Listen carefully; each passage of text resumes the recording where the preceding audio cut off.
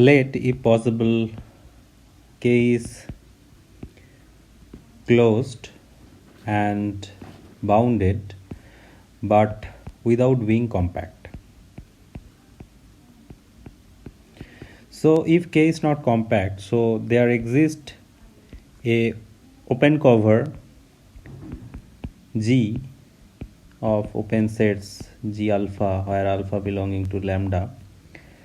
So this will be a open cover of K, but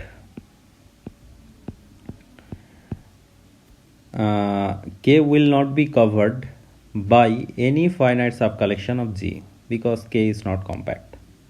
Another thing is that K is bounded. So there exists a real number R such that so K will be a subset of this set. Now first what we will do, we will take I as the closed bounded interval this. Then what we will do, we will bisect I into two sets, I dashed minus R comma 0 and I double dashed 0 comma R. Okay, so we have a set I minus R comma R. We bisected this set, I dashed is minus R comma 0 and I double dashed is 0 comma R.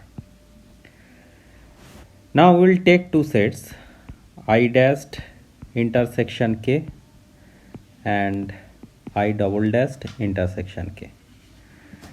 Now what we are claiming, at least one of these two sets, I dashed intersection K and I double dashed intersection K, is non-empty and is not covered by any finite subcollection of sets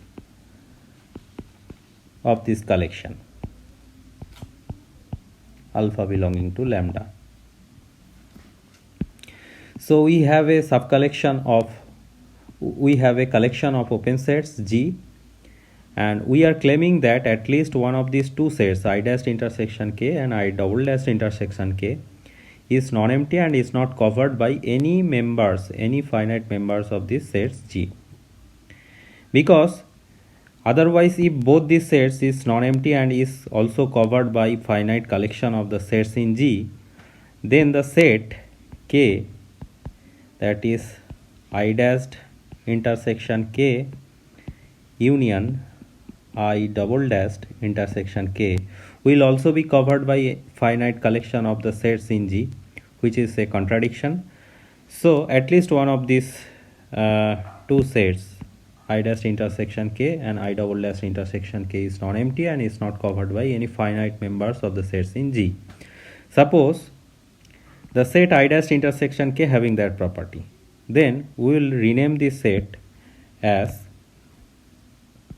I1. Otherwise, if this set having the property, then we will rename that set I1. So we will get another closed bounded interval I1. Now what we will do, we will again bisect this I1 into two sets, say I1 dashed and I1 double dashed.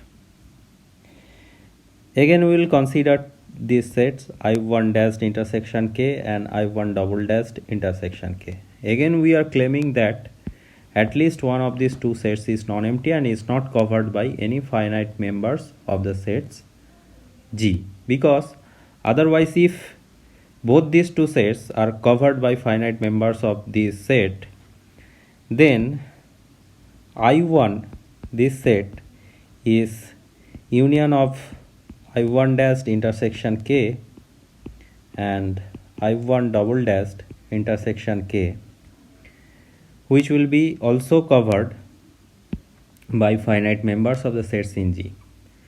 But we had taken, we constructed I1 in such a way that it is not covered by any finite members of the collection of the open sets in the collection G.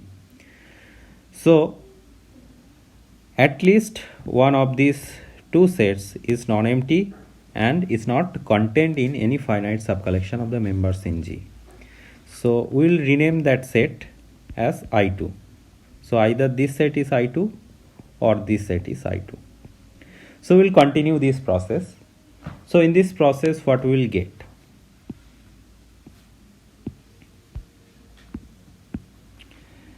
So we'll get a sequence of closed bounded intervals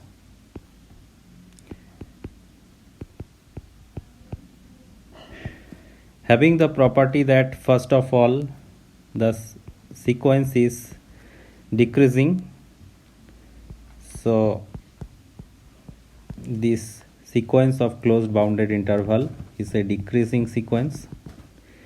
Secondly, for each n belonging to natural number n, if length of in is denoted by mod in, that will be r by 2 to the power n minus 1, which will tend to 0 as n tending to infinity, right? Another thing is that for each n belonging to natural number n, the set in intersection k is non-empty and is not covered by any finite members of the sets in the collection of G. So now what we can do, we can apply Cantor's theorem on nested intervals in. So by Cantor's theorem of nested, so by Cantor's theorem, what we can claim, the intersection of this closed bounded interval is exactly a single point. Say the single point is C. Now what we'll do, we'll choose a delta positive, then we can select,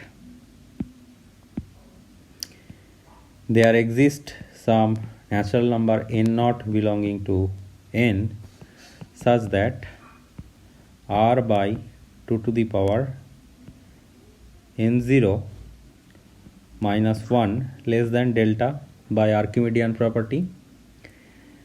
Then in0, this set will be a subset of C minus delta to C plus delta, this open interval. So in0 intersection k will be a subset of k intersection C minus delta to C plus delta, right? That means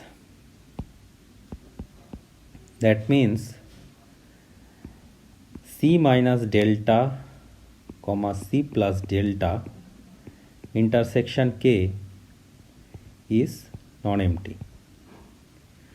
That means, so we write here,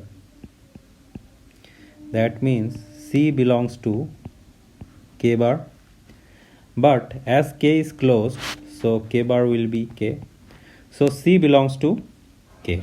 From this what we will get, C belongs to the set k. Now since G was the collection of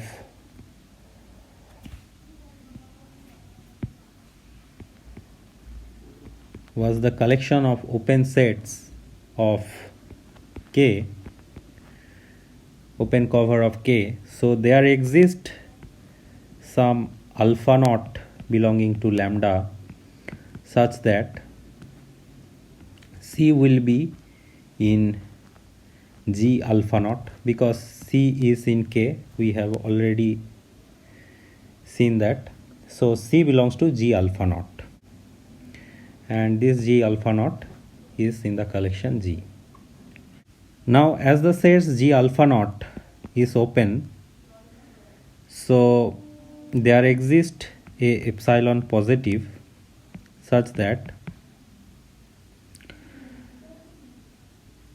C minus epsilon, C plus epsilon, this open interval is a subset of G alpha naught.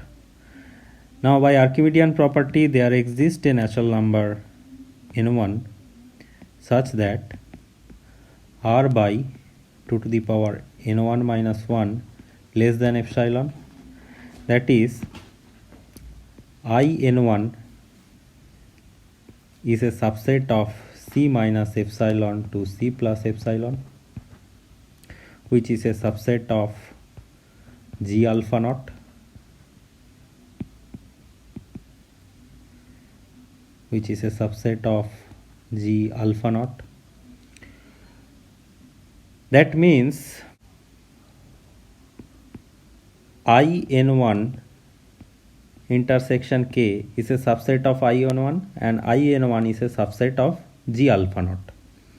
That means I n1 intersection K is covered by a finite single member G alpha naught of the collection G, which contradicts our assumption of I n1 intersection K. So this contradiction proves that K cannot be compact. This assumption was incorrect, so K must be compact.